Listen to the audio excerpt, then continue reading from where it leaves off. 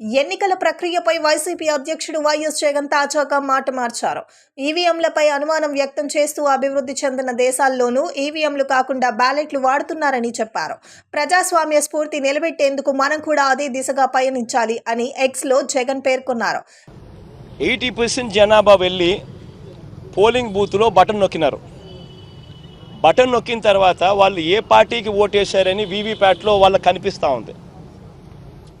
గత 2019 ఎన్నికల్లో 151 స్థానాలతో గెలుపొందిన జగన్ ఈవీఎంలను సపోర్ట్ చేస్తూ వ్యాఖ్యానించారు.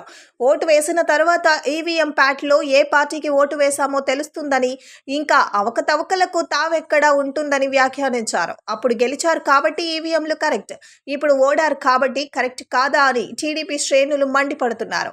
ఏపీ ఎలాన్ మాస్క్లా జగన్ మాట్లాడుతున్నారని ఎద్దేవా చేస్తున్నారు. అక్కడే నేను గొడవ చేసిండు బూత్లోనే, వెంటనే కంప్లైంట్ లాంచ్ చేసిండు బూత్లోనే అని చేసిండు కదా.